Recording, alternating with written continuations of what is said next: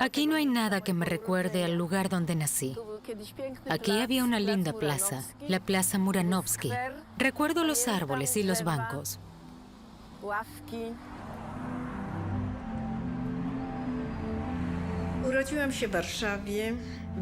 Nací en Varsovia, en el seno de una familia judía tradicional. Fui a una escuela preescolar para niños judíos donde enseñaban polaco. En casa hablábamos yiddish, pero no tenía ningún problema con el polaco, ya que también lo hablábamos.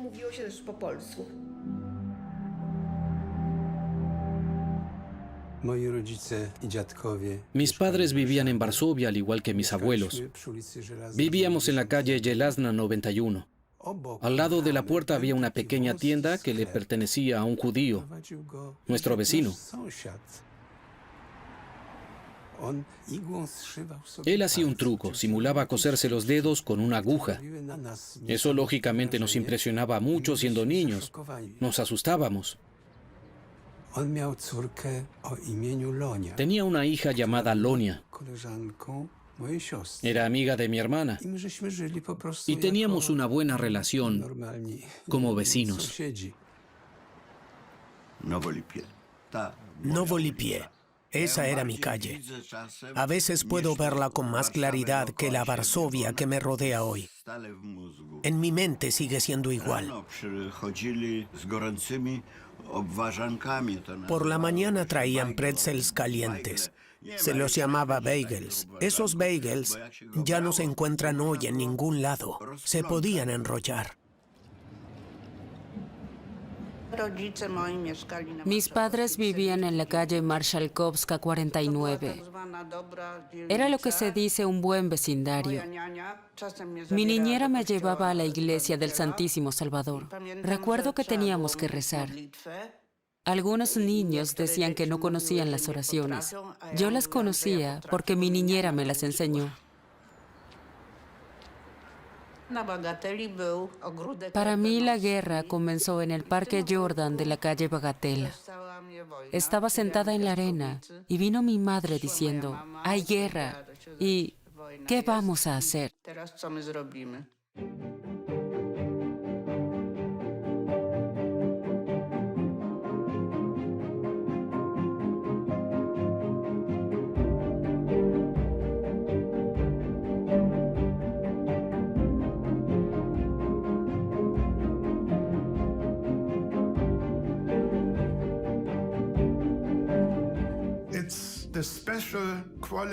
En eso consistía la cualidad especial del sistema nazi.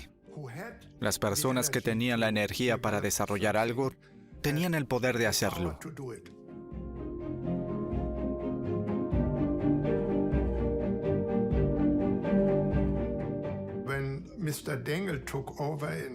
Cuando Oskar Dengel tomó Varsovia, a principios de diciembre de 1939, tuvo la idea de invitar a Varsovia a Hubert Gross para organizar allí una administración alemana de construcción. Siguiendo la sugerencia de Dengel, Gross desarrolló un plan en el que Varsovia quedaría reducida a un tamaño insignificante.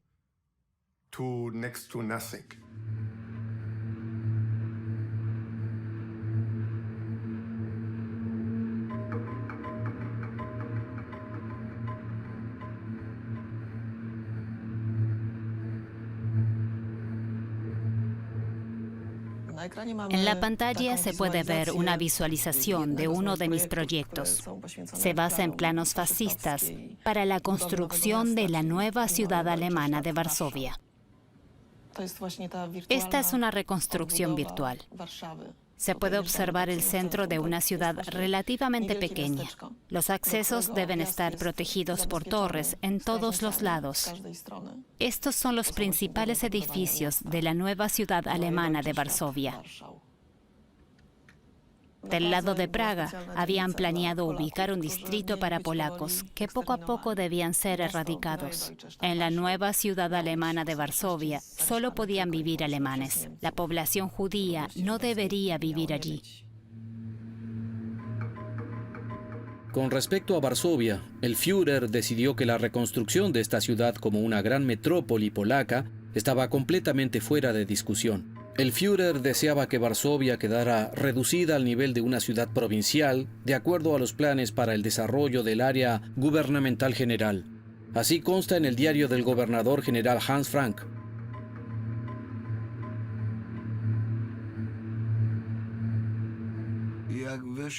Cuando llegaron los alemanes, comenzó de inmediato el terror a través de una serie de anuncios oficiales.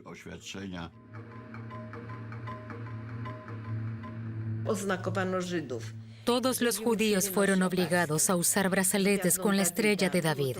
Fue terrible. En mi opinión, era una forma de humillación. Me podían humillar en cualquier momento. En la primavera de 1940 se iniciaron las consultas con miras a crear una o más zonas residenciales judías en la ciudad de Varsovia. Finalmente, sin embargo, se decidió que se debería establecer un solo distrito en el área, donde los judíos eran tradicionalmente la mayoría. Dr. Friedrich Gollard, teniente de las SS, director de la Oficina de Ordenación del Territorio de la Administración del Distrito de Varsovia.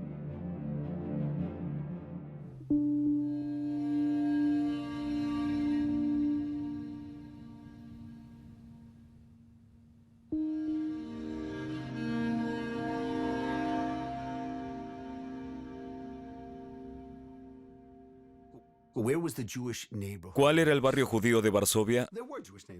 Había barrios como Nalewki o Novolewki, donde casi todos eran judíos. Sin embargo, si representan un tercio de la ciudad, se les puede encontrar en todas partes.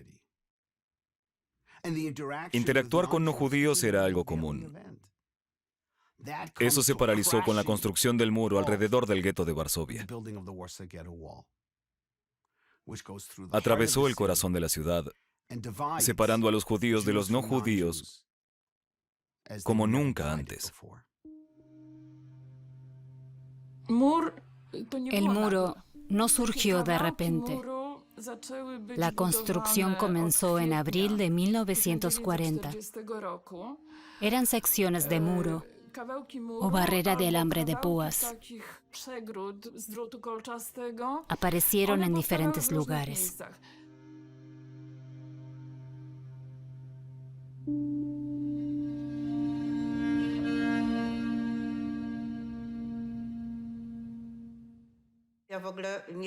Yo no tenía idea de que era judía.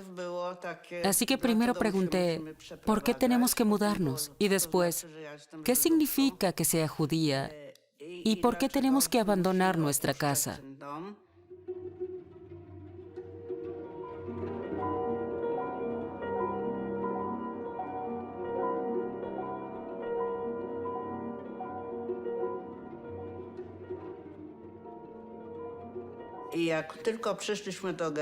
Cuando llegamos al gueto, lo primero que vi fue un cartel terrible.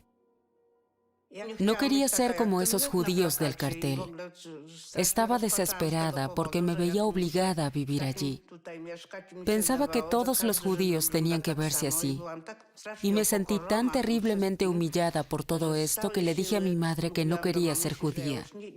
Quería regresar a la calle Marshalkovska. ¿Por qué estaba sucediendo todo eso?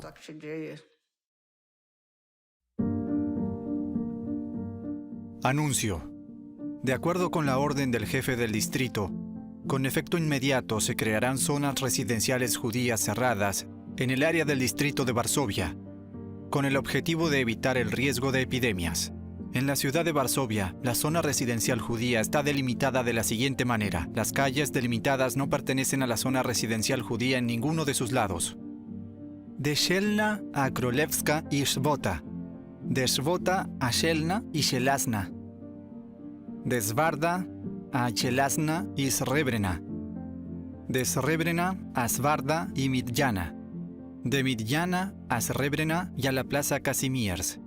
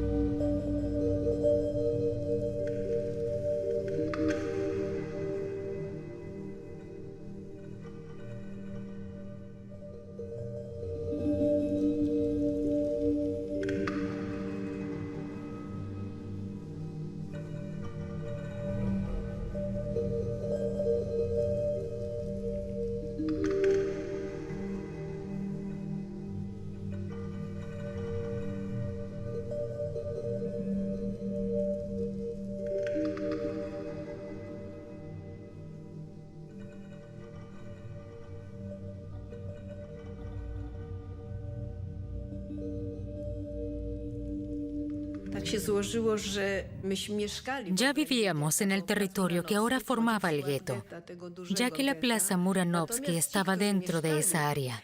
Sin embargo, los judíos que vivían fuera del gueto tuvieron que mudarse allí, y los polacos que tenían sus casas dentro del gueto tuvieron que mudarse a otro lado. Esto creó situaciones muy dolorosas para la gente. Dejaron sus casas, dejaron sus muebles y pertenencias, y se llevaron solo unos pocos bultos. Al final, el gueto estaba superpoblado.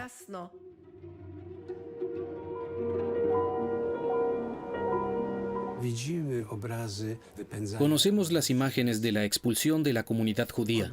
Algo similar sucedió también a la inversa. Había decenas de miles de personas como nosotros.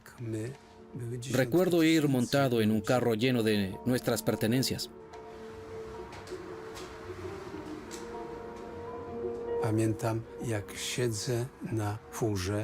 Nos echaron de la calle Jelazna, porque allí se creó el gueto, y nos trasladaron al apartamento 110 en la calle Breska, número 5.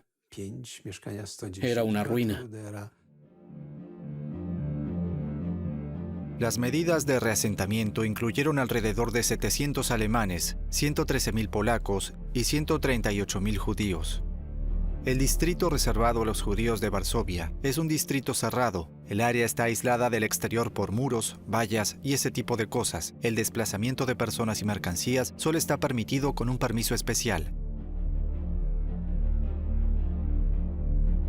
Dr. Friedrich Gollard, asistente personal del jefe y director de la Oficina de Ordenación del Territorio.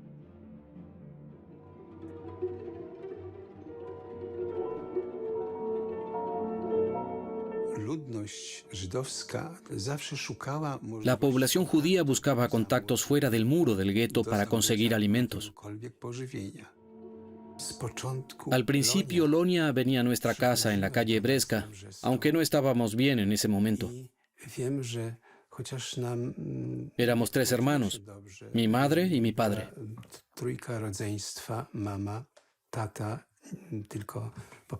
Mi padre hacía contrabando porque no había otra opción en ese momento. Mi madre hacía acopio de papas y cáscaras de papas.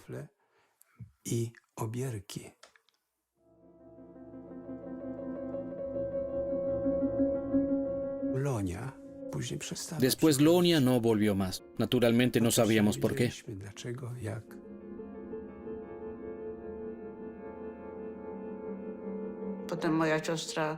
Después mi hermana sencillamente desapareció.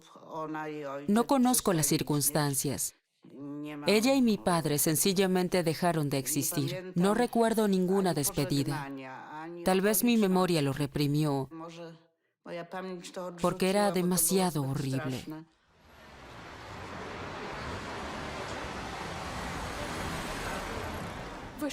El centro de la ciudad estaba aislado del resto y ya no funcionaba con normalidad. Si observamos en qué parte de la ciudad estaba el gueto, está claro que era el corazón de Varsovia. Si se tiene en cuenta que los alemanes también se habían llevado su parte, a los habitantes de Varsovia no les quedaba mucho.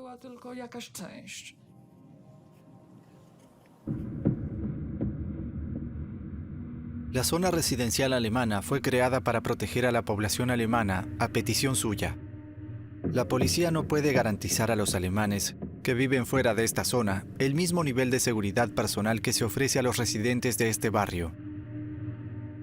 Hans Fligna, jefe de la oficina de personal del NSDAP, Varsovia.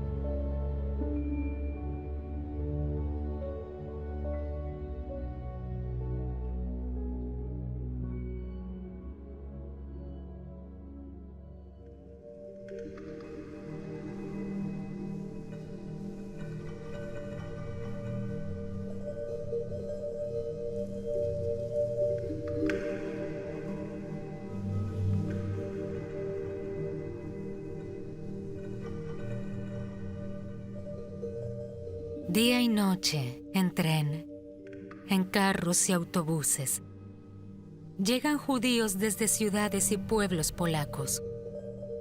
El individuo desaparece entre las masas. La gente es hacinada.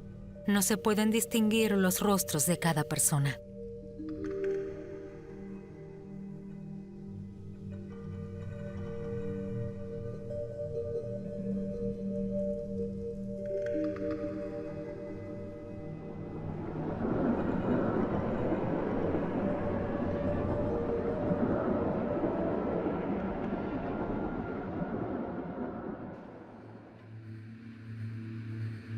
El ejército alemán y la población civil deben ser protegidos definitivamente de los judíos, portadores inmunes de patógenos.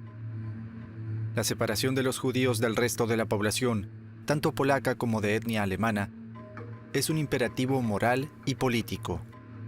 El tráfico en el centro de Varsovia se vio afectado mínimamente por la creación de la zona residencial judía. Se ha puesto atención especialmente en interés de las Fuerzas Armadas alemanas y de la economía en asegurar que algunas vías principales permanezcan transitables sin obstrucción del tráfico.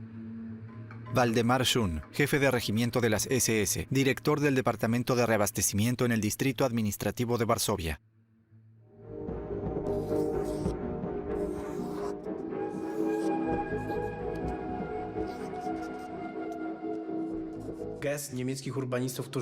Los planificadores alemanes se dividieron y cada uno gestionó su área. Incluso determinaron por qué calles debería circular el tranvía para acortar su recorrido por el gueto. De este modo crearon 2 guetos. Todo era una terrible mezcla de maldad. Al final, la calle Holdna dividió el barrio judío. En esta calle fue dividida en 2 por la línea del tranvía más importante.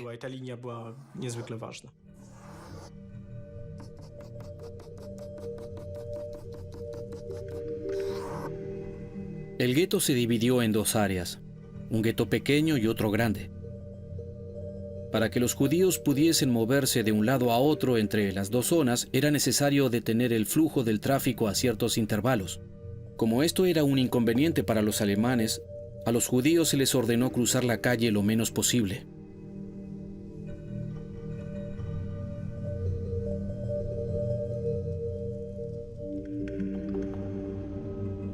Mientras caminaba por Jelazna, vi a la multitud a lo lejos, parada en la esquina de Klochna. La gente se movía inquieta esperando que la policía alemana estimara que había poco tráfico en la calle Klochna y que la multitud en la calle Jelazna era lo suficientemente grande como para permitir que los judíos cruzaran.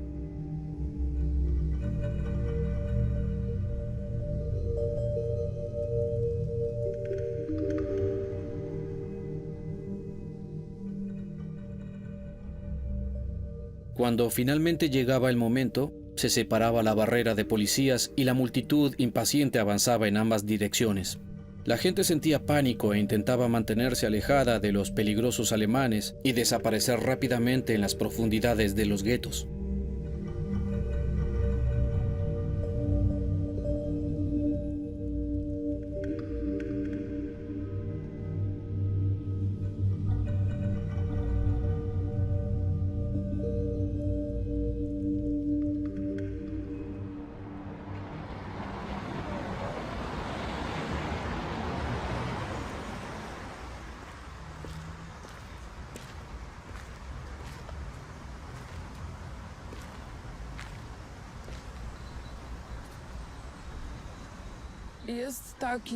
Una línea en la acera muestra dónde estaba el límite del gueto.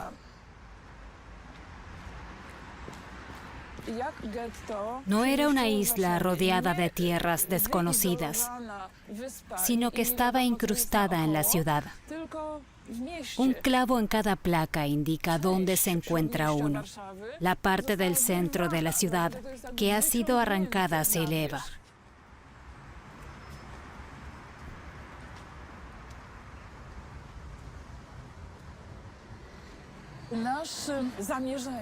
La intención de Thomas Leck y la mía era hacer visible el gueto en la ciudad, cómo era y dónde estaba trazada su delimitación.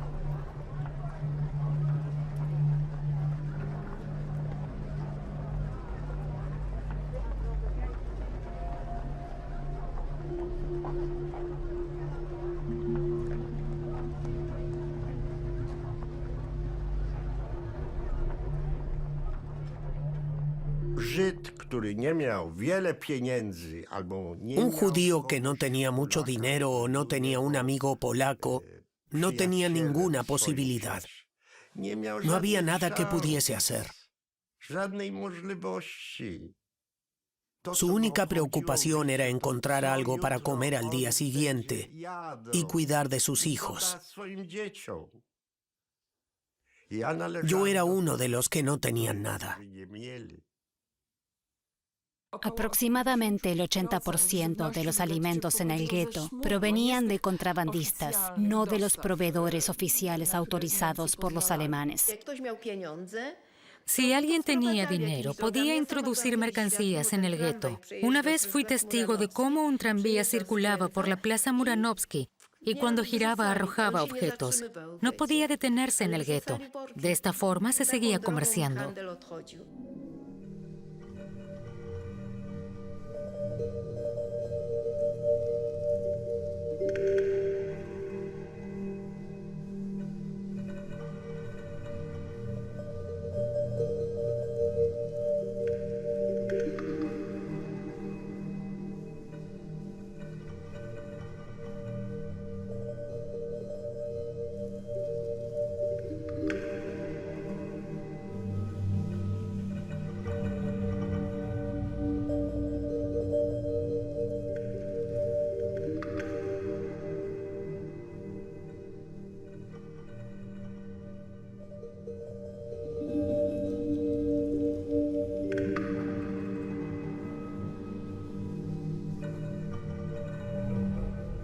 En algunos puntos los muros del gueto no llegaban a la acera. A intervalos regulares había aberturas a lo largo de las aceras, por las que podía drenar el agua. Estas aberturas también eran utilizadas por niños para el contrabando. Pequeñas figuras oscuras con piernas como cerillas corrían hacia estas aberturas desde todos lados. Ojos asustados se movían de izquierda a derecha, y delicadas manos sacaban bultos que a menudo eran más grandes que los pequeños contrabandistas.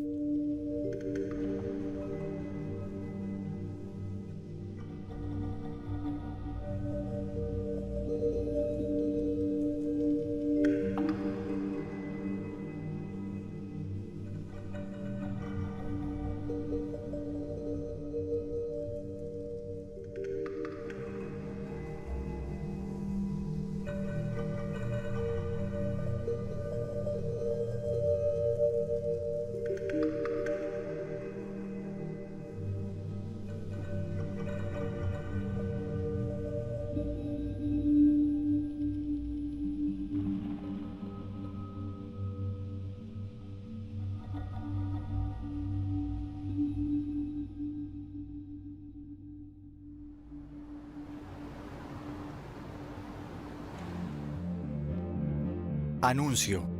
Un judío que abandone sin autorización el distrito que le fue asignado será castigado con la muerte. El mismo castigo se aplica a aquellos que a sabiendas alberguen a judíos o ayuden a judíos. Varsovia, 10 de noviembre de 1941. Dr. Fischer, gobernador.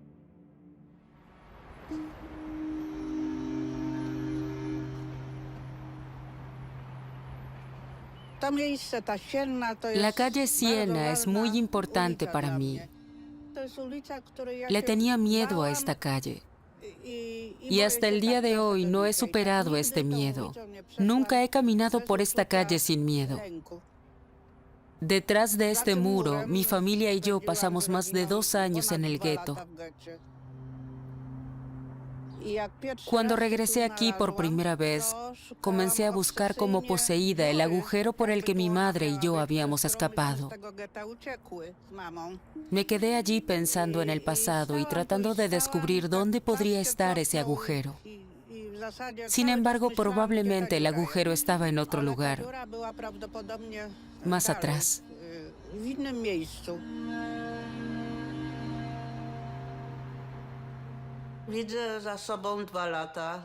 Cuando miro hacia atrás, veo 2 años llenos de humillación, cautiverio, hambre y miedo.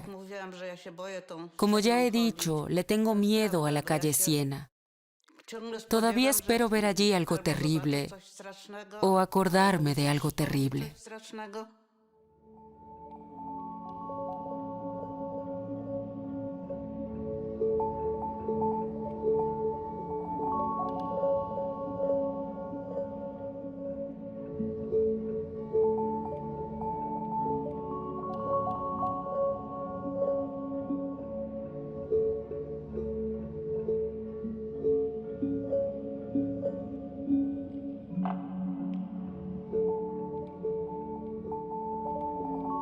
Por todos lados a mi alrededor veía carretillas con cadáveres de hombres, mujeres y niños apilados descuidadamente unos encima de otros.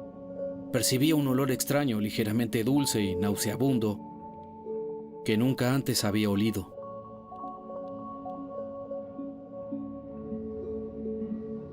Un policía judío explicó: junto al cementerio judío solía haber un gran campo. Hoy es una de las fosas comunes más grandes de todos los tiempos, llena con cuerpos de judíos de toda Europa. ¿Podía ser esto cierto? ¿Cómo era posible que un hombre de carne y sangre tenga que morir tan miserablemente?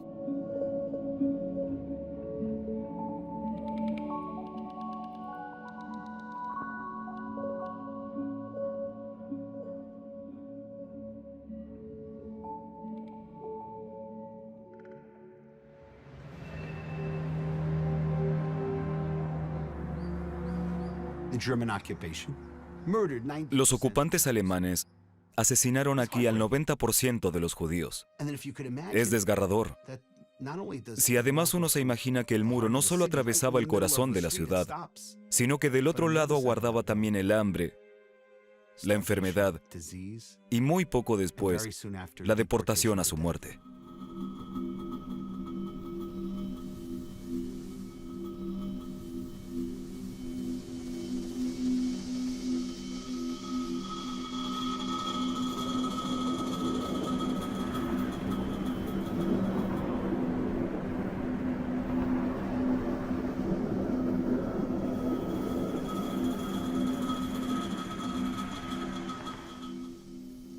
Por razones de seguridad, ordeno demoler el gueto de Varsovia. Primero deben recuperarse todas las partes utilizables de edificios y otros materiales de cualquier valor. Se me debe presentar un plan general para la demolición del gueto.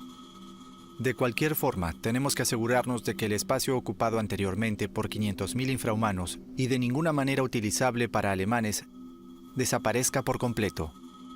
Y que Varsovia, esta ciudad de millones de habitantes, que siempre ha sido un centro de corrupción y revueltas, sea reducida. Heinrich Himmler, jefe de las SS.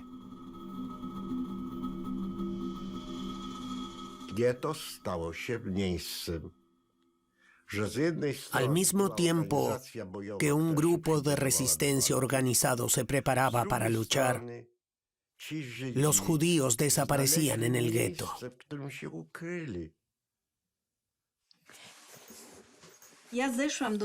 Fui a este búnker en enero del 43 y en abril estalló el levantamiento. Mis hermanos abandonaron el búnker para participar en el levantamiento. El búnker fue construido alrededor de un sótano excavado más profundo, a cuyos lados se habían levantado barricadas con tablas. La tierra excavada servía de aislamiento. Cuando comenzaron los incendios, los sótanos vecinos se derrumbaron, pero este búnker aguantó.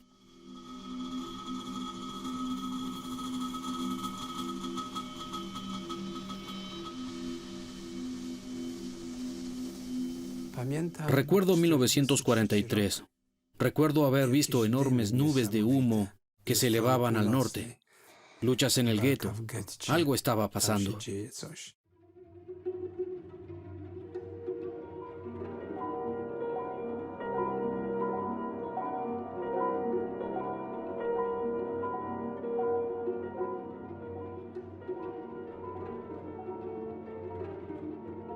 Ya no hay un barrio judío en Varsovia. Jürgen Stroop, jefe de escuadrón de las SS.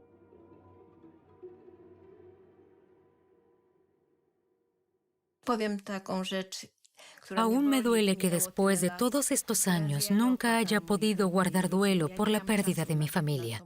Ni siquiera tuve tiempo, los perdí a todos. Tenía 6 hermanos y una hermana, padres. Soy la única que sobrevivió a todo esto. Me dejaron como testigo. Sin mí ya no quedaría nadie. El valor de la vida es poder testificar. Sí.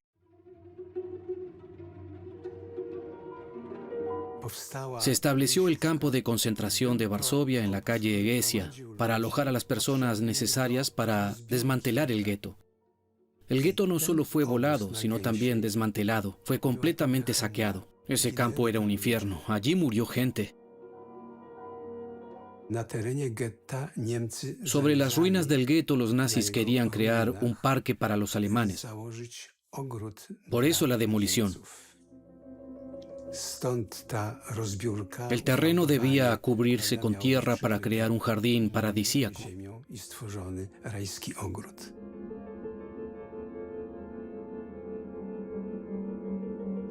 El objetivo era destruir la capital de la antigua Polonia. Esa fue la principal intención. La idea misma de destruir la capital, porque Polonia ya no existía.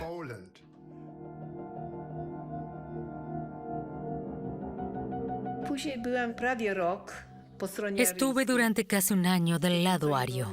Había toda una red de ayudantes. Cuando se ponía peligroso, pasaba a alguien y te tomaba de la mano.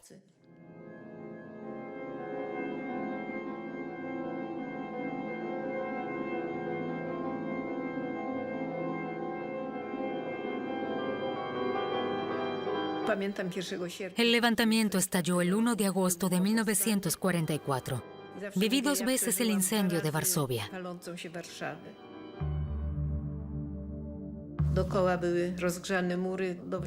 En todas partes los muros estaban casi al rojo vivo y la gente pasaba junto a ellos. A ambos lados de las calles caían escombros en llamas. Varsovia estaba en llamas y se podía sentir.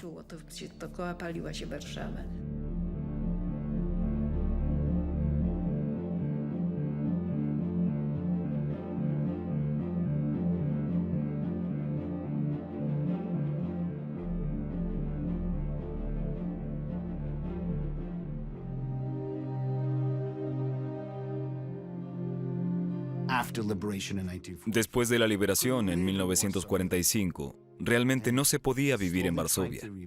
Poco a poco se intentó reconstruirla. Sin embargo, poco después, volvió a estar oprimida por los ocupantes soviéticos.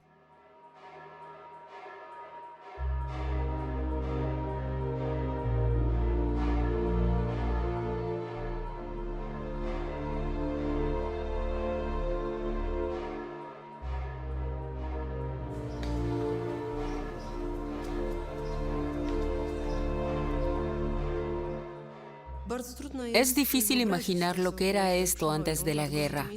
Esta zona ha cambiado tanto. Algunas calles y plazas dejaron de existir. Se cambiaron nombres y direcciones. No se han conservado más de una docena de los edificios originales.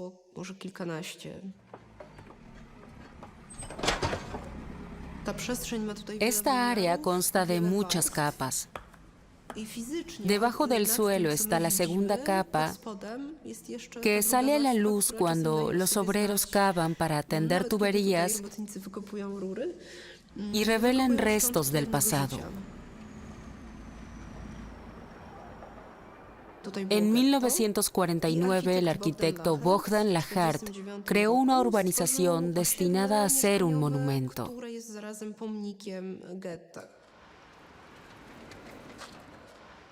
Lo singular fue que los edificios se erigieron con ladrillos de los escombros y sobre lo que quedaba entre los escombros, incluso restos humanos.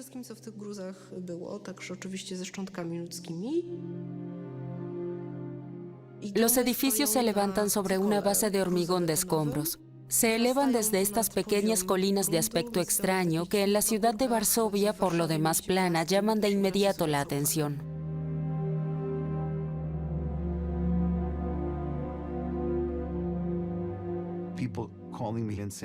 La gente me llama y me dice que tienen en sus hogares fantasmas que habrían vivido en el antiguo gueto. Preguntan si yo puedo hacer algo. Esto está más allá de mi competencia, pero he ido y he recitado salmos, porque me alegro de poder hacer que alguien se sienta en paz.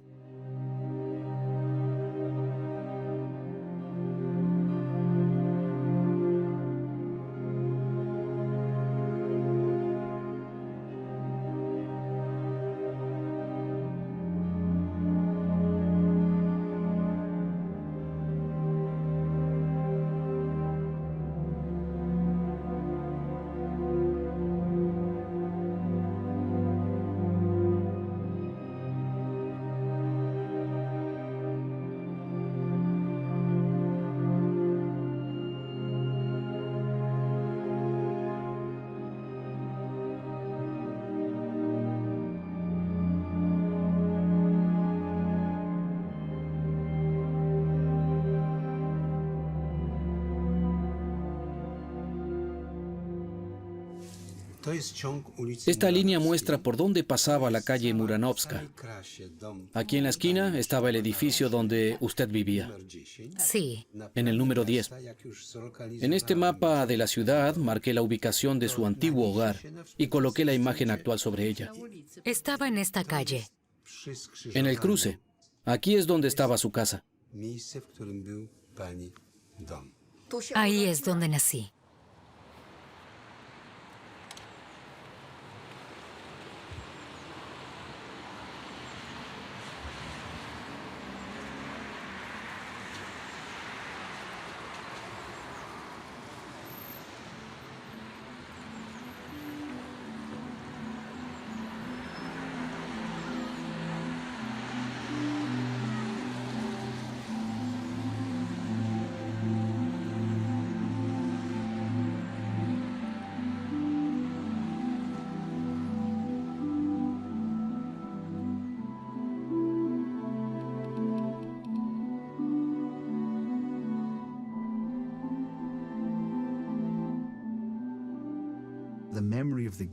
La memoria del gueto comienza a regresar al alma de Varsovia.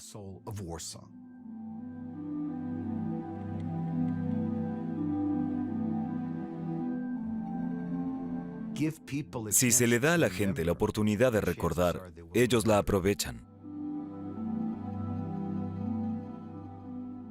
19 de abril, el aniversario del levantamiento del gueto de Varsovia. El suceso está cada vez más lejano, sin embargo crece el número de los que lo recuerdan. Es una señal de esperanza.